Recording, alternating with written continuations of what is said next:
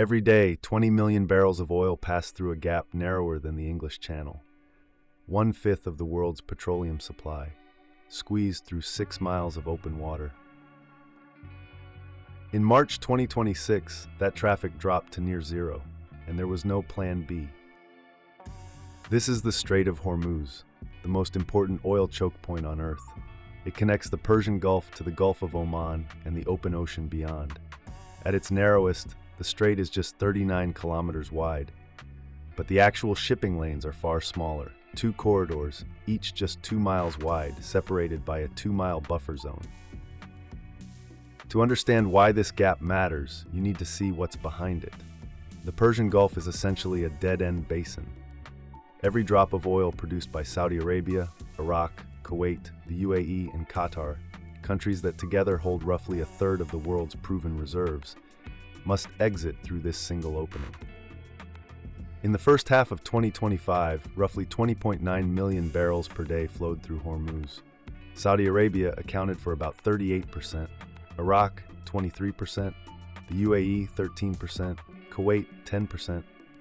On top of that, 20% of the world's liquefied natural gas, mostly from Qatar, passes through the same strait. But there's another layer to this choke point.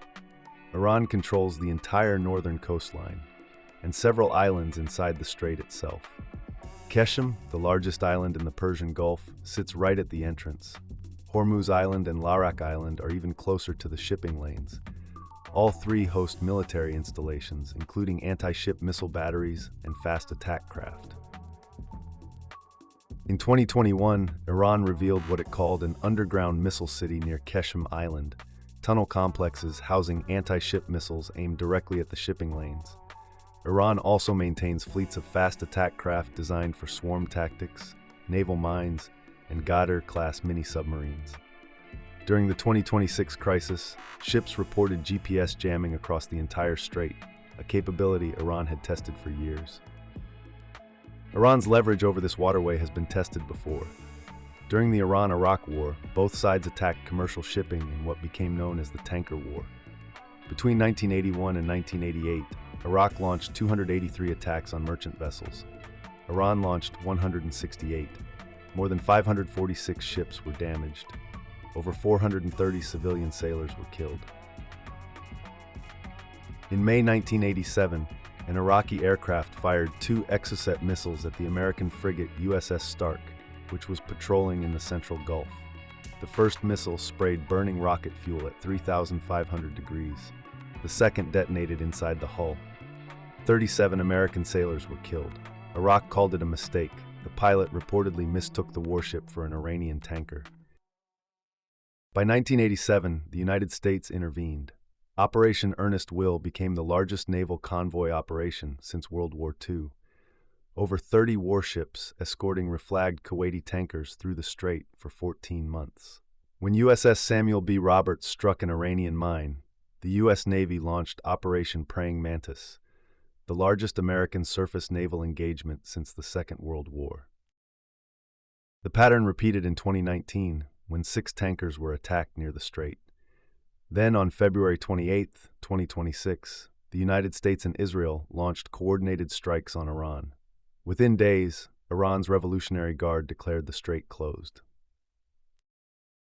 On March 1st, the tanker Skylight was struck by a projectile north of Kasab, Oman. 2 Indian crew members were killed. The next day, the tanker MKD Vyam was hit by a drone boat. 1 sailor was killed. A container ship, the Safine Prestige, was struck by a missile and abandoned. A tugboat sent to assist was hit by 2 more missiles and sank. 4 crew members were killed. By March 8th, more than 150 ships were anchored outside the strait, waiting. Commercial traffic had effectively stopped. Oil prices surged past $100 a barrel for the first time in 4 years. Analysts called it the most significant energy disruption since the 1973 oil embargo. VLCC charter rates jumped from $50,000 per day to over $400,000. So why can't the world simply route its oil around the strait? Saudi Arabia operates the East-West pipeline, running from Abqaiq on the Gulf Coast to Yanbu on the Red Sea. Its design capacity is about 5 million barrels per day, but only around 2 million are currently in use. That leaves roughly 3 million barrels of spare capacity. The UAE built the Habshan-Fujairah pipeline, roughly 370 kilometers from Abu Dhabi's oil fields to the port of Fujairah on the Gulf of Oman, bypassing the strait entirely. Its current capacity is about 1.5 million barrels per day, with plans to expand to 1.8 million. Combined, these pipelines could add roughly 3.5 million barrels per day beyond current use. But 20 million barrels flow through Hormuz every day. That leaves a gap of more than 16 million barrels per day with no alternative route. Iraq, Kuwait, and Qatar have no bypass pipelines at all. They are entirely dependent on the strait. Engineers have proposed canal alternatives. A 180-kilometer canal through the UAE's Hajar Mountains was studied in 2008 and abandoned as technically impractical. A 950-kilometer canal across Saudi Arabia's empty quarter was estimated at around $80 billion. Neither has advanced beyond the concept stage. The Strait of Hormuz is not just a geographic feature. It is a 6-mile-wide bottleneck that the global economy has no way to bypass. For 5 decades, it has been attacked, threatened, mined, and blockaded, and the world keeps sending its oil through the same gap, because there is nowhere else for it to go.